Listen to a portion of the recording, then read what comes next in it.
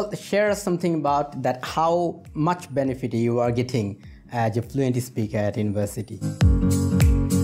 Well, in the universities, the most of the time when I get the benefit is that when in the time of presentation, almost in every courses, as I am a student of BBA, so in almost every courses we need to give a presentation, and we have almost 10 marks in that. So in the university, this is a good portion of marks. Yeah. And actually, it's tough to get marks by writing in the exams, but it's easier, quite easier to get marks in the presentation. This is a horrible thing for maximum students. And what the thing that I see with my friends, or some of my friends who can't speak English that much, what they do, they make a scripts, they memorize that, they go to the dais, and they just tell that by memorizing. So most of the time our teachers say that you have just give a memorized speech, but we don't want that. We want an authentic speech. And what actually I do is that I just, obviously I have a mindset, or I know what to say, but I don't need to remember, or I don't recall that. I just go to the dais, and as I know my topic, so I can speak 1 minute or two, that the given time to me, I can speak that quite relaxedly. So when the students, they are tensed, very much tensed, then I, or the students who can speak in English, obviously I have some friends. So they get this much. This is the what should I say? This is one of the blessing at that time. At that time, it feels that well, alhamdulillah. Actually, when someone is coming up the dais, then he is so relaxed. Right? He's so relaxed. So when I get that dais, or get at that pace, then alhamdulillah, this is the biggest, one of the biggest opportunities, or biggest, what should I say, benefits that I get in the university right now. I'm getting. Yes, sometimes it is felt that if anybody can't speak English at that stage, like they are starting at public university and a rich department like BBA or IBA, something like that, and if he or she can't speak English fluently, then they feel guilty. They become very much shy. Okay, and this way that they lose their confidence in doing everything, not only doing the presentation, and also in other fields. So what is your suggestion to them, like the university student? What is your suggestion to overcome that?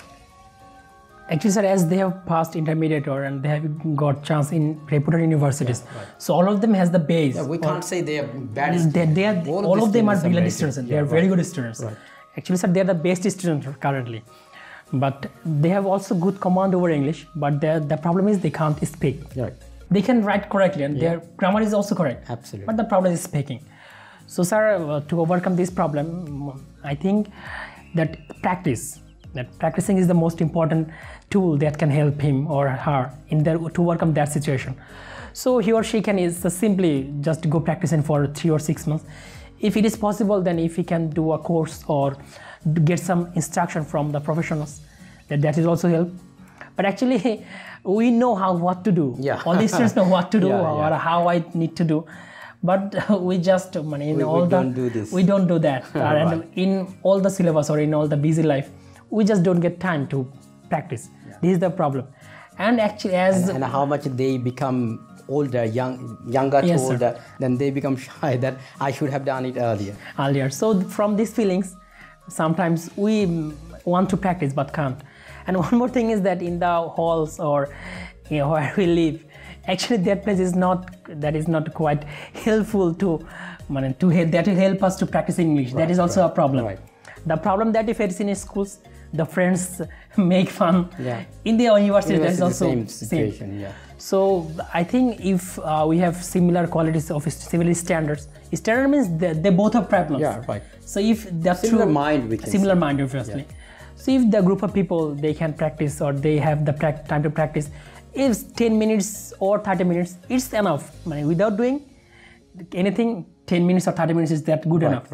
Absolutely. So within, I think within 5 or 6 months, it is possible to work in English. I have seen some of my friends, they will overcome the problems within 1 year or 1 and a half year. So what we need to do is to practice.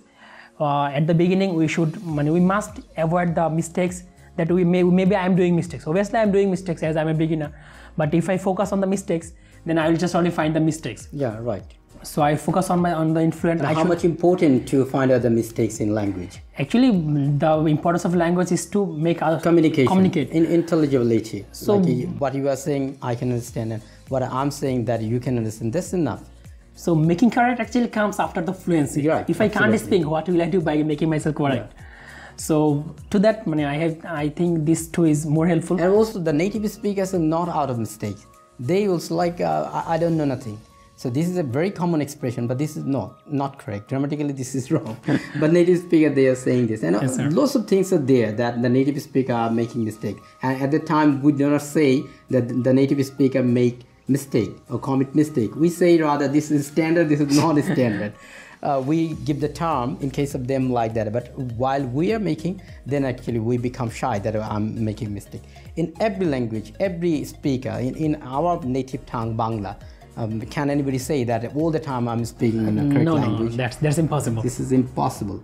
So this is not a matter of correctness, or this is not a matter of rightness. This is the matter of that intelligibility, that if I can express, then people understand, then definitely day by day we will develop. Obviously.